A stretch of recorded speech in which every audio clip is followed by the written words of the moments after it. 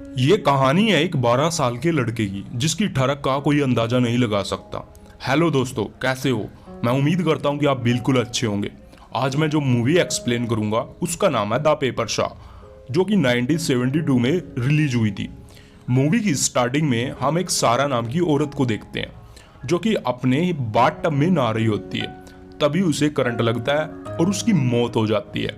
दरअसल कहानी शुरू होती है इसके बाद, जो कि हमें एक साल बाद दिखाया जाता है, जहां हम देखते हैं एक एलिस नाम की लड़की जो कि अपने हस्बैंड के घर आई हुई थी। दरअसल उसके हस्बैंड का नाम पॉल होता है और एलिस उसकी दूसरी वाइफ होती है। जो पहले करंट लग के मर चुकी थी वो पॉल की पहली वाइफ थी। पॉल एक बिजनेसमैन व्यक्ति था, इसलिए वह किसी काम से बाहर गया हुआ था। एलिस को पॉल ने अपने 12 साल के बेटे मार्कस का ख्याल रखने के लिए बोला था। एलिस मार्कस की स्टेप मदर थी। पॉल एलिस को फोन पर बताता है कि मार्कस अपनी स्कूल ट्रिप पे गया हुआ है, तो इसलिए वह एक हफ्ते बाद लौटेगा। एलिस अब पॉल के घर चली जाती है। वह वहां देखती है कि मार्कस तो उससे पहले ही घर पे खड़ा मिलता है उसको। तब वह उससे रीजन पूछती है तो मार्कस कहता है कि उसे स्कूल से छुट्टी मिल गई है क्योंकि स्कूल में चिकन पॉक्स फैल गया है। इसलिए वह उसकी बात का यकीन कर लेती है, पर उसे ये थोड़ा अजीब जरूर लगता है। एलिस थोड़ी हैरान थी उसकी हरकतें देखकर, क्योंकि वह सारी हरकतें जो भी कर रहा था वह एक छोटे बच्चे की तरह नहीं बल्कि एक बड़ा इंसान की तरह कर रहा था। अगली सुबह एलिस को पॉल का कॉल आता है। पॉल मार्कस से बात करना चाहता था, तो एलिस मार्कस से फोन देने जाती है। उस टाइम पे मार्कस बाथटब में नहा रहा होता है। एलिस उसे फोन देती है तो मार्कस उसे अपने डैड से बात करता है। उसकी बातें हो जाने के बाद एलिस पॉल से बात करती है। जब एलिस पॉल से बात कर रही होती है तो मार्कस उसके दोनों हाथों से पकड़कर दबा देता है। मार्कस का ऐसा बिहेवियर देखकर एलिस हैरान हो जाती है और वहां से तुरंत चली जाती है। जैसे जैसे टाइम बीतता है हमें पता चलता है कि मार्कस का कोई दोस्त नहीं होता और साथ ही मार्कस एक ठरक से भरपूर इंसान होता है जिसकी ठरक का अनुमान लगाना मुमकिन नहीं होता। एलिस भी उसका ख्याल रखने में कोई कसर नहीं छोड़ती, पर मार्कस अपनी स्टेप मॉम को गंदी नजरों से देखता है। कुछ दिनों के बाद मार्कस के डैड अपना काम खत्म करके वापिस आते हैं। मार्कस और एलिस पॉल को एयरपोर्ट लेने जाते हैं। पॉल की भी ठरक कोई कम नहीं होती। जब वो लोग गाड़ी में आ रहे थे तभी पॉल एलिस को हाथ फेरने लग जाता है, जिससे उसका ध्यान ड्राइविंग से हट जाता है, जिसके कारण एक्सीडेंट होता होता बच जाता है। साला ये बाप बेटा दोनों एक ही यूनिट होते हैं। जैसे ही पॉल घर आया तुरंत उसने एलिस को टांग दिया। अब मार्कस बाहर खेल रहा होता है। शाम को ये तीनों बाहर किसी डिनर में जाते हैं। पॉल एलिस को पूछता है कि क्या तुमने मेरे तिजोरी से कुछ पैसे निकाले? एलिस कहता है कि नहीं, मार्कस ने निकाले थे टैक्सी पे करने के लिए।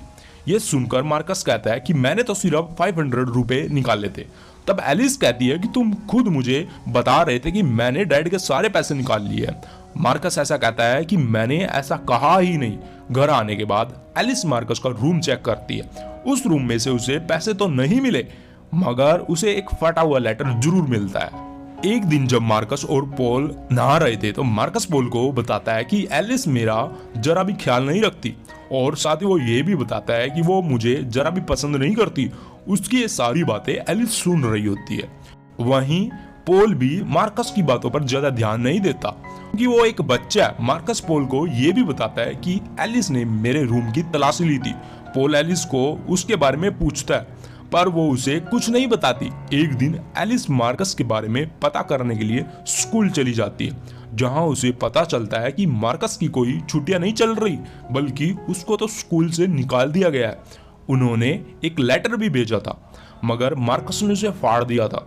स्कूल में एलिस को पता चलता है कि मार्कस आसपास के घरों में जासूसी करता है और लोगों को वही काम करते हुए देखता है। एक रात एलिस किसी काम से ऊपर जाती है। वह वहां देखती है कि उसकी कमरे की छत पे एक होल है जिससे कि उसका बेड साफ दिखाई देता है। यह देखकर उसे तुरंत मार्कस का ख्याल आता है और उसे पता चल जाता है कि मार्कस उन दोनों को वही काम करते हुए देखता है। तो एलिस मार्कस के कमरे में जाती है और उससे पूछती है कि वह ऐसा क्यों करता है। तब मार्कस कहता है कि मुझे ये सब करने में अच्छा लगता है। एलिस उससे पूछती है कि क्या वो सारा को भी ऐसे ही देखता था। मार्कस कहता है कि उसे सारा को देखने में कोई मजा नहीं आता था और कहता है कि वह तुम्हारी तरह माल भी नहीं थी। एलिस मार्कस से पूछती है कि सारा की मौत कैसे हुई। तो मार्कस कहता है कि उसे दिल का दौरा पड़ गया था, जिसके कारण एलिस कहती है कि तुम झूठ बोल रहे हो, उसकी मौत करंट लगने से हुई थी। एलिस उससे कहती है कि तुम बहुत ही कुछ जानते हो मगर तुम बता नहीं रहे हो। इस पर मार्कस कहता है कि मैं तुम्हें क्यों बताऊं, इसमें मेरा क्या फायदा, मुझे क्या मिलेगा। तो एलिस उसे कुछ पैसे ऑफर करती है, वह साफ साफ मना कर देता है, मुझे सिर्फ एलिस चाहिए, इसके अलावा मुझे कुछ नहीं चाहिए। मार्कस बोलता है। यह सुनते ही एलिस एक एक करके अपने कपड़े उतारने लग जाती है। मार्कस उसके सारे सवालों के जवाब देने लग जाता है। तब मार्कस कहता है कि उसे हार्ट की बीमारी थी। तो एलिस कहती है कि तुम फिर से झूठ बोल रहे हो। आखिरकार एलिस को पता ही चल जाता है कि मार्कस ने बिजली का हीटर पानी के अंदर बाथटब में रख दिया था, जिसके कारण सारा की मौत हो गई थी। अगली सुबह मार्कस एलिस के पास आता है। एलिस से कहता है कि सारा उसे बिल्कुल भी पसंद नहीं थी और ये सब कहता है कि उसे लोगों को टॉर्चर करने में बड़ा मजा आता है। अब वह एलिस को कहता है कि अब मरने की बारी तुम्हारी है। ये सब सुनकर मेंटली शॉक हो जाती है एलिस। उसे कुछ दिनों तक हॉस्पिटल में रखा जाता है। कुछ महीनों के बाद एलिस ठीक हो जाती है। एक दिन ये तीनों पार्क में घूम रहे थे और मार्कस अपने डॉग के साथ खेल रहा था। कुछ देर बाद एलिस और मार्कस मिलते हैं और सारा की मौत पर बात करने लग जाते हैं। मार्कस एलिस से कहता है कि वो अब उसको नहीं मारेगा क्योंकि वो अब उसे पसंद करने लगा। एलिस भी उसके साथ अजीब अजीब बातें करने लग जाती है और वह मार्कस से कहती है कि वो दोनों पॉल को मारकर कहीं दूर भाग जाएंगे। एलिस मार्कस को किस करती है। एलिस डॉग की टॉप को रोड पर फेंकती है तो तुरंत मार्कस डॉग के पीछे भागता है, जिससे कि मार्कस को एक जोरदार टक्कर लगती है, जिससे मार्कस की तुरंत मौत हो जाती है। एलिस मार्कस की तरफ देखकर बहुत ही अच्छे से मुस्कुराती है। अब वो आजाद थी, अब वो सुकून से रह सकती थी।